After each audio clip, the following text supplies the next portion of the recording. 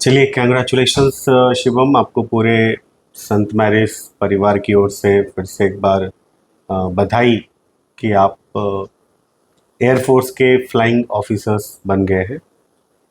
और आपको बताना है कि फ्लाइंग ऑफिसर्स बनने के लिए इस विद्यालय का क्या कंट्रीब्यूशन रहा।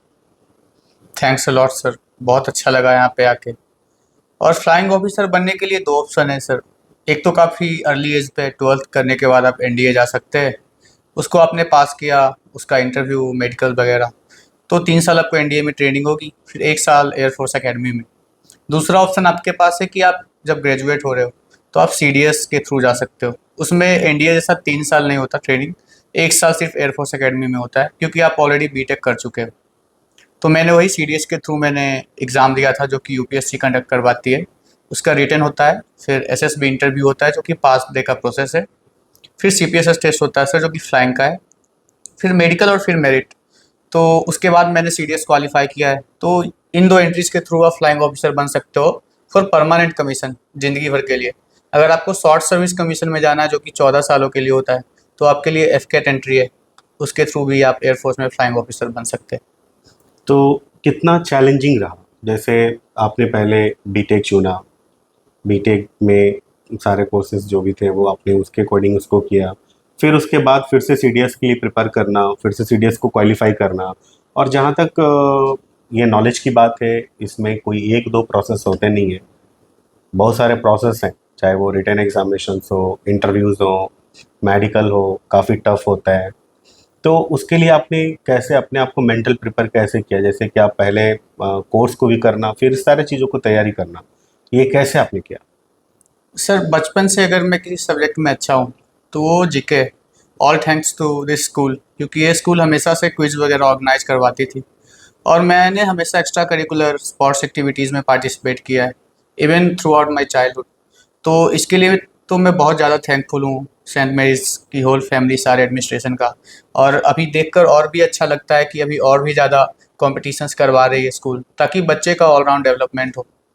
और सर बीटेक करिकुलम टफ होता है आईआईटीज़ में, एज आई वुड से, क्योंकि उधर आपकी अटेंडेंस की भी क्राइटेरिया होती है, आप क्लासेस मिस नहीं कर सकते। 2 quizzes, mid sem end semester examination, और ऊपर से आपको प्रोजेक्ट करना होता है, बहुत सारी एक्टिविटीज़ होती है। आप चाहो तो वहाँ पे कुछ भी कर सकते हो, आपको एडमिनिस्ट्रेशन पूरा सपोर्ट देगी। आप चाहो तो आप फार्मूला कार बना सकते हो, आप चाहो तो रॉकेट उड़ा सकते हो, आप चाहो तो सोलर पीवी बना सकते हो। तो उसके बाद भी मैंने सोचा कि चलो एक बैकअप के लिए इधर से एक जॉब रखते हैं, इन केस मेरा एयरफोर्स में ना हो, क्योंकि सर लगभग 3-4 लाख लोग एग्ज़ाम देते हैं, एंड ऑफ द डे 20-25 लोग एयरफोर्स में ऑफिसर्स बन पाते हैं। तो काफ़ी वोलाटाइल नेचर है, अगर मार्जिन ऑफ एरर थोड़ा सा भी इधर उधर हुआ तो आप अपने लक्ष्य से चूक जाओगे। तो मैंने सोचा कि ठीक है, एक बैकअप के लिए जॉब लेते हैं आईआईटी से, और मेरा हमेशा से प्राइमरी एम वही था। और रिटन का प्रिपरेशन मैंने जैसा बोला सर कि 3 सेक्शंस होते हैं, मैथ, इंग्लिश और जीके जीएस। जीके जीएस हमेशा से अच्छा था, all thanks to the school. Math भी ठीक ही था सर हमेशा से, और क्योंकि मैंने जेई एडवांस्ड और मेंस क्वालिफाई किया है, तो उसका लेवल का मैथ काफ़ी ऊंचा होता बिल्कुल। है। और इंग्लिश भी आईआईटीज़ में जाके काफ़ी अच्छा हो गया मेरा। तो एग्ज़ाम तो क्वालिफाई हो गया। मेन हर्डल होती है इंटरव्यू, जो कि 5 डे का प्रोसेस है। उसमें आपकी पर्सनालिटी टेस्ट होती है। पहले दिन स्क्रीनिंग टेस्ट होगी, जिसमें आपको बेसिक देखें कि आप ऑफिसर बनने लायक हो या नहीं। उसकी टेस्टिंग के बाद आपका होगा साइकोलॉजी टेस्ट। उसमें 15 ऑफिसर लाइक क्वालिटीज़ वो चेक करते हैं। अगर आप फुलफिल कर पा रहे हो वो 15 क्वालिटीज़ को, then you are fit to be an officer, क्योंकि आपको लोगों को बैटल या वॉर में लीड करना है एनी टाइम। तो आप उसके लिए फिट हो या नहीं, आप मेंटली प्रिपेयर्ड हो सकते हो या नहीं फ्यूचर में, आपकी फिजिकल फिटनेस क्या है, आप किस तरह से डिसीजन ले रहे हो शॉर्ट टाइम पे। ये काफ़ी यंग एज में ही वो माउल्ड करते हैं लोगों को ऑफिसर बनने के लिए। आपका जीटीओ टेस्ट होता है, जिसमें देखते हैं आप ग्रुप में कैसा बिहेव करते हो, आपका दिमाग टाइम कंस्ट्रेंट के अंदर कैसे चलता है। और इंटरव्यू है सर, इंटरव्यू में आप पे बहुत सारा प्रेशर डाला जाता है। वो देखना चाहते हैं कि आप किस लेवल तक जा सकते हो, आपका जवाब कैसा है अंडर प्रेशर सिचुएशन। इसके बाद लास्ट डे जो होता है, उसमें कुछ लोगों को वो रेकमेंड करते हैं जो कि फिट होते हैं ऑफिसर बनने के लिए। But this is not end of the story. इसके बाद भी आपकी फ्लाइंग टेस्ट होगी। अगर आपने फ्लाइंग टेस्ट पास नहीं किया, जो कि once in a lifetime test है, आप उसको लाइफ में एक ही बार दे सकते हो। ओके, एक ही बार दे सकते हैं। जी। अगर उसने उसको आपने फेल किया तो आप कभी भी पायलट नहीं बन सकते। आपने पास किया तो you are fit to be a pilot.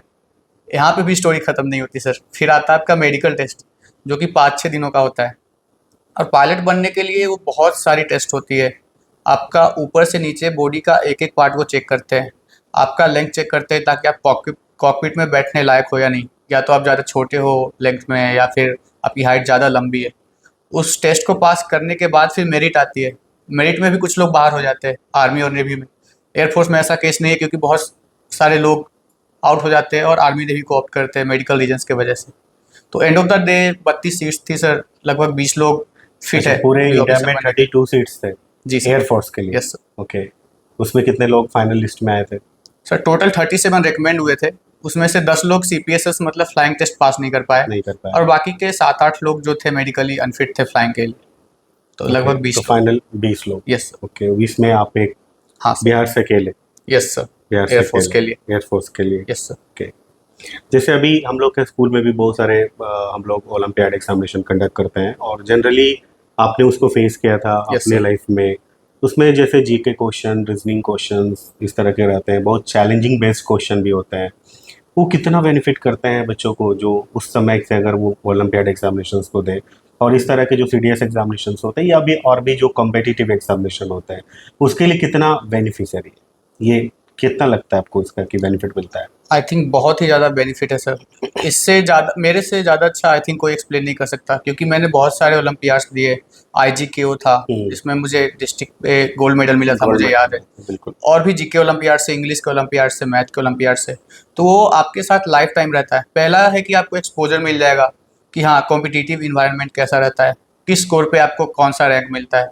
और दूसरा है कि आपको वो लाइफ टाइम हेल्प करेगा। एक बार आपने किसी चीज़ को पढ़ लिया तो आपकी इंटरेस्ट बढ़ जाती है, फिर आप उसे बार बार पढ़ोगे। और बचपन में सर लोगों का 2-3 ही सपना होता है, या तो यूपीएससी के थ्रू आईएएस बनना है, हाँ, बिल्कुल। या फिर सेना में जाना है, या फिर इंजीनियरिंग या मेडिकल करना है। मेडिकल करना, बिल्कुल। तो सर मैंने तो आईआईटी किया है, तो आई थिंक मैं अच्छे से लोगों को गाइड कर पाऊंगा। अगर मेरे जूनियर्स चाहें तो they can contact me any time for this. और मैं अपने दूसरे लाइफ के फेज में जा रहा हूँ, जो कि डिफेंस है। बिल्कुल। और होपफुली बहुत सारे जूनियर्स जिनका सपना है कि उन्हें डिफेंस में जाना है, देश के लिए कुछ करना है, दे कैन बी ऑफिसर। उन्हें अपनी पर्सनैलिटी डेवलप करनी पड़ेगी उस हिसाब से। उसके लिए भी मैं आई एम ऑलवेज अवेलेबल। मेरे पास 1 महीने की छुट्टी है, they can contact me any time. बिल्कुल, ये आपकी बिल्कुल बड़प्पन है कि आपने अपने जूनियर्स के लिए भी टाइम देने के लिए बिल्कुल तैयार हैं। और जहाँ तक सवाल की बात है, शिवम, आप शुरू से तो पढ़ाई के प्रति काफ़ी ध्यान रखे हैं अपने आप को। और जैसे स्कूल का कोई ऐसा कोई इंसिडेंट बताइए जो आपको बहुत ज़्यादा मतलब चीज़ों को लेकर के काफ़ी मतलब एक्टिव किया हो, कि मतलब ये स्कूल का ये चीज़ हम आगे पढ़ाई को लेकर के या फिर अपने जॉब को लेकर के या फिर कहीं भी चीज़ों को हमको बेटर करना है, जो स्कूल के इस इंसिडेंट को हम मतलब वो हमारे लिए एक बेटर रहा।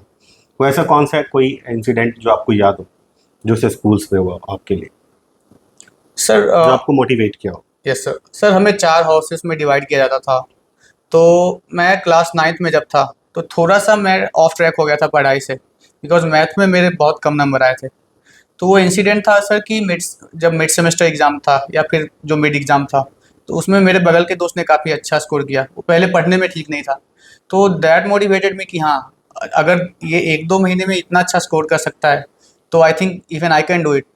ऊपर से मुझे लगा कि हाँ, आगे चल के मुझे कॉलेज में जाना है, तो मुझे ऐसा ऑलराउंड डेवलपमेंट करना पड़ेगा अपनी पर्सनालिटी को। तो मैंने और भी एक्स्ट्रा करिकुलर एक्टिविटीज़ में पार्टिसिपेट करना शुरू कर दिया।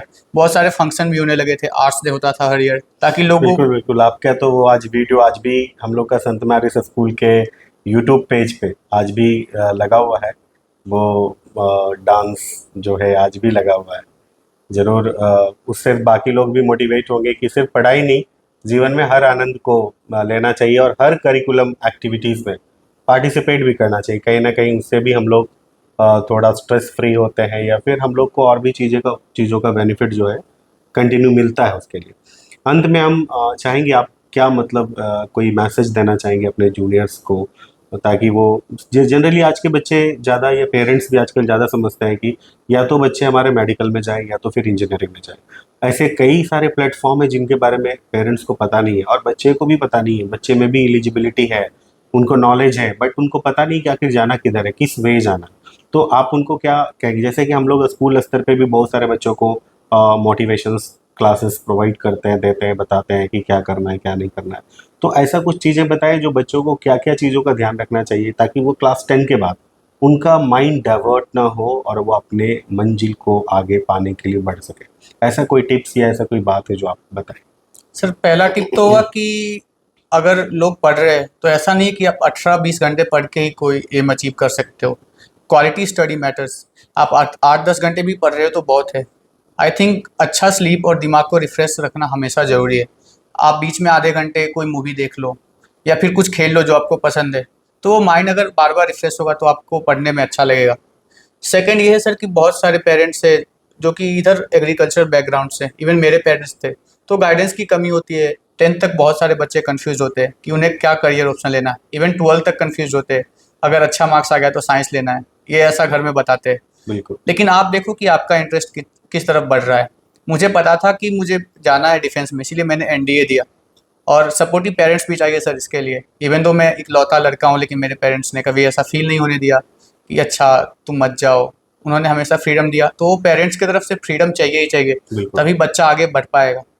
दूसरी बात ये है सर कि आपके पास ये नहीं कि 10th तक ही मौका है आपका करियर डिसाइड करने का। आप 12th तक आराम से आप कर सकते हो अपना करियर डिसाइड।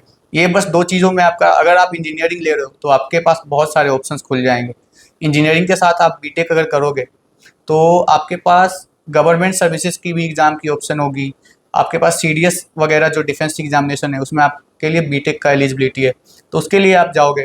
लेकिन अगर आपको मेडिकल करना है तो ठीक है, वो भी बहुत अच्छा, आप नीट दे के बहुत अच्छे डॉक्टर बन सकते हो।